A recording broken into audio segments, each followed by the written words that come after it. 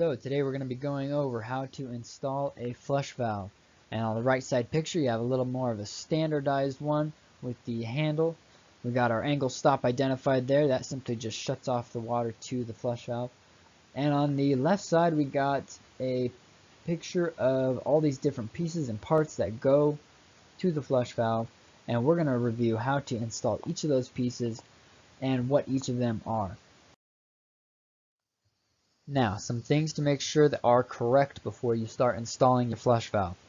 Alright, if you're installing a toilet, you want to make sure that the stub out supply is 1 inch. And if you are doing a urinal, it needs to be 3/4. Alright, so make sure that the stub out supply is the correct size for the fixture that you're going to be installing. Alright, the next thing you need to avoid is the distance between the center of your spud and your stub out supply, and the distance for that needs to be 4 3/4. Now the reason for that is the flush valves are manufactured so that they can only reach a certain point for how they're put together, and we'll go over it in a little more detail, but it needs to be 4 3/4 because of that distance, that the way they're manufactured. Now it could be 4 1/2, but you want it to be right at 4 3/4. But just keep that in mind. So those are the things that need to be done correctly before you start installing your flush valve. So let's go into a little more detail about what the spud is. Alright, now the spud is what connects the flush valve to the fixture, whether it's a toilet or a urinal or whatever it is. And that spud is going to connect into the inlet supply of the toilet, for example, in this picture. So that spud, all that is connecting it is a small rubber seal, okay? And there's that nut on top that tightens it down. And when you are tightening down that nut, usually the spud comes inside of the toilet or the flush valve or the urinal, but you want to make sure that it is tightened down.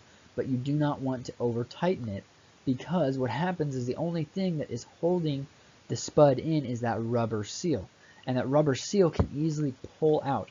So when it comes to rubber, you simply just want it to be tight enough to where it's snug and it's going to hold. It doesn't need to be super tight, it just needs to be snug.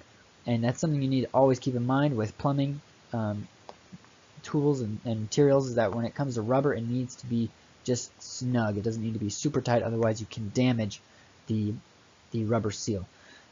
Also, another thing is that there are some holding prongs, and those prongs can be used to take out the spud. And this, at the bottom, you have that's what it looks like upside down, but you can usually put something in there, like some pliers or something, to hold those prongs, and then that way you're able to tighten down your spud properly. Alright, so that's a little more about what the spud is and how the spud connects to the fixture. Okay, so now we're going to start building our flush valve, and we are going to start off with the angle stop. And something that we need to make sure that is very critical and very important is that our angle stop is aligned with our spud. Okay, and the reason why that's important is so that we do not have any leaks, because if our pipe is crooked, because the angle stop is stubbed out too far or too short, it could cause some leaks. Okay, so what we want to do is make sure that our spud and angle stop are perfectly lined up. So as you can see, we have our angle stop sitting right in the center of the spud, and what we are going to end up doing is taking the measurement from the wall to the spud and the angle stop to make sure we get the right measurement. So once we do all that and we get everything cut and put together, it'll look like what it is on the right side here, just so you have a visual of what we're trying to accomplish and what it's going to look like. So in order to make sure our angle stop is aligned and our flush valve is straight, we want to make sure that we figure out where the center of our spud and angle stop need to sit at, which is at 6 inches, which is shown on the left side. And we will need to double check that after we install our angle stop. Now we need to also keep in mind that our copper pipe is going to have a brass ring on it. And this brass ring will be soldered on to the copper, and that is how we will thread our angle stop onto the copper supply. So we need to measure to the inside of the threads on our angle stop. And on the left side, it will be shown at 5 inches is where the inside of those threads will be. So, but we need to also keep in mind that the brass ring has a lip on it, which is a 1/4 inch thick, and we need to subtract that from our measurement as well. So our new measurement will be 4 3/4 for our copper stub out for where we need to cut it, and we'll go on to that next. So here's our copper stub out. We're going to measure 4 3/4 off the wall and mark that, and then we will make sure the water is shut off. If there is any other way to drain the water, like maybe turning on a faucet or a hose bib, letting the water drain out of the system so that we are not dealing with lots of excess water coming out of our stub out. Okay, so make sure your water is drained, and then you will take your copper cutters and you will cut the pipe at 4 3/4. And once you get that cut, you will let it drain into a bucket and make sure it is fully drained. You do not want any water dripping out as you are soldering, otherwise you will not be able to solder the brass ring on properly and you will have leaks. Now we're going to be soldering the brass ring onto the copper, and if you do not know how to solder, please visit my video on how to solder, and we're going to move on from there and we will be installing that brass ring. And once you put that ring on, it should measure at 5 inches to the end. Now in this picture it shows just past 4 3/4. Now the reason why that is because when it was cut too short. Now a trick for this is that as long as you're soldering properly, you are able to pull out that brass ring out to 5 inches. And once you pull it out to 5 inches, then you can solder it. Okay? And as long as you have a good solder, you will not have any leaks. So this is just a trick for in case you do happen to cut it a little bit too short. But if you go more than a 1/4 inch, you may have some issues. So you don't want to pull it out too much more, but 1/8 of an inch is not very much, so you should not have any leaks. So after you have installed your brass ring and have soldered it on, you want to make sure that you do not have any solder drops at the bottom. And the purpose of that is so that your beauty ring can slide onto the pipe. And if that droplet is there, you will not be able to slide that on. So when you're soldering with the solder still hot, you can just swipe off that droplet, and then you'll have a clean pipe and you'll be able to put that beauty ring on. And in these other pictures, they show that we have a very good and clean solder joint, and that is exactly what you want it to look like. And you want to make sure your pipe is cleaned after you solder it. So this is that beauty ring, or that ring cover that is going to be going over the pipe. And that's the reason why you do not want that solder droplet to be on your brass ring, is so that you can slide this beauty ring on. So now we want to test out and make sure that everything is going to be well aligned. And like we said before, the center of our spud is going to be at 6 inches. So now you're just going to hand thread that brass, or the angle stop, onto the brass ring and make sure that it is sitting at 6 inches. And as you can see, we are sitting right at 6 inches. And then we're going to take our beauty ring cover and we are going to put it up against the wall, and we are going to mark where we need to cut that ring, so that in that way that ring can fit over the pipe and completely cover it after we have been able to install our angle stop as well. Now once we have all our measurements figured out, we can properly put sealant on our threads so that we can put on our angle stop.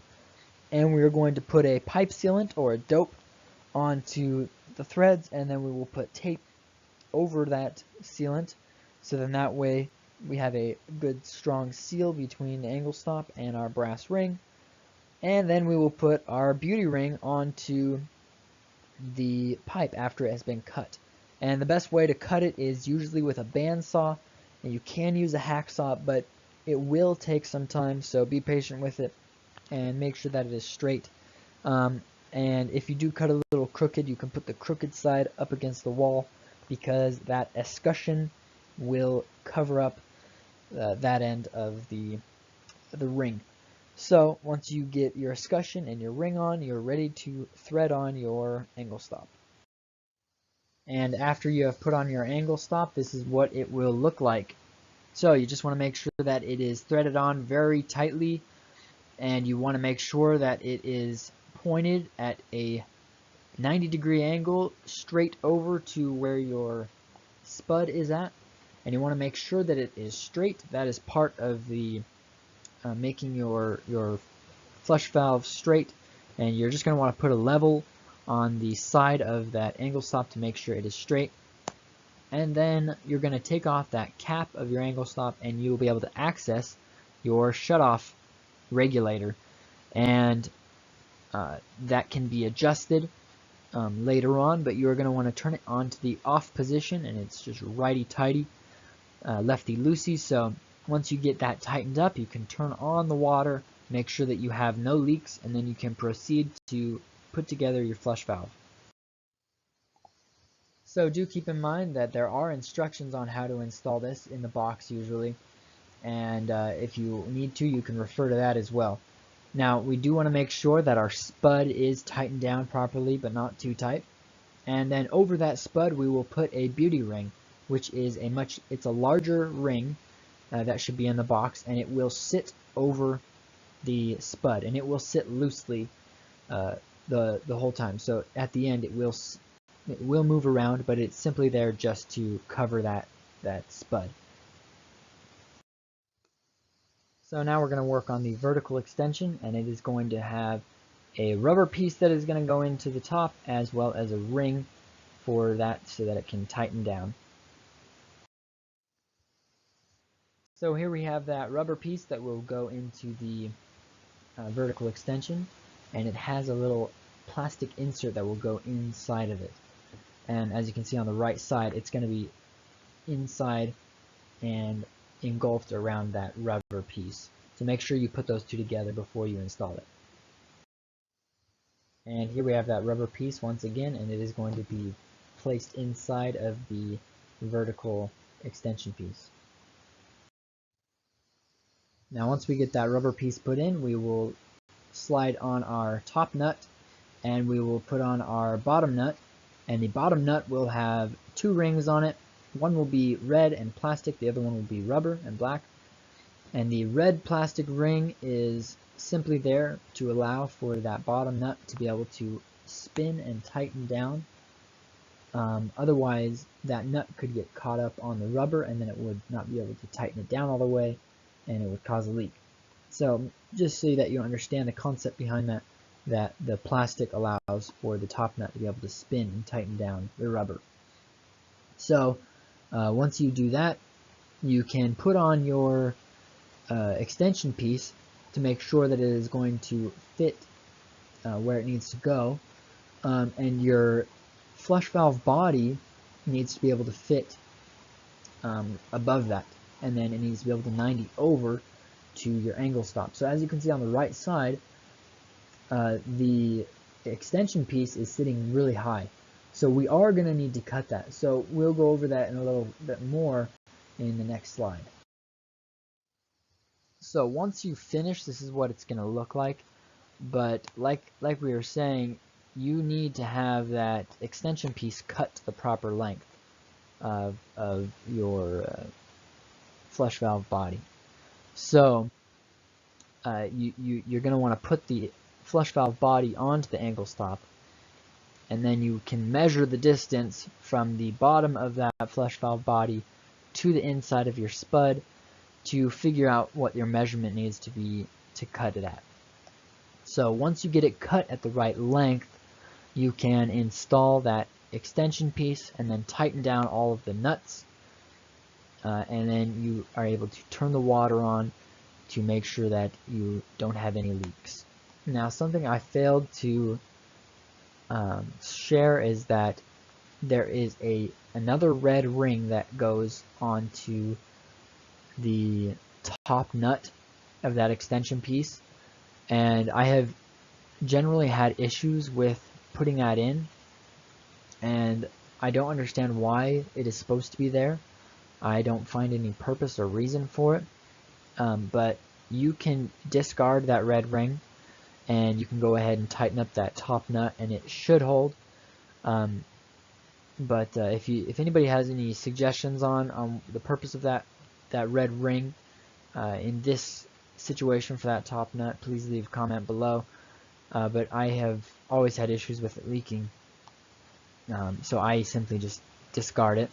But if you could get that measurement, cut properly, and then install it, turn on your water, and once you get it on, you want to regulate it to the right pressure.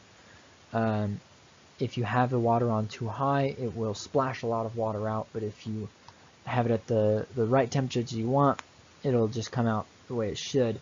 So just take your time on figuring out what kind of pressure you want coming out of the flush valve so that you don't get lots of water splashing around. So anyway, that is how you install the flush valve. Now, if you have any comments or suggestions, leave them below, and I will be happy to answer any of those questions. And thank you for watching my video.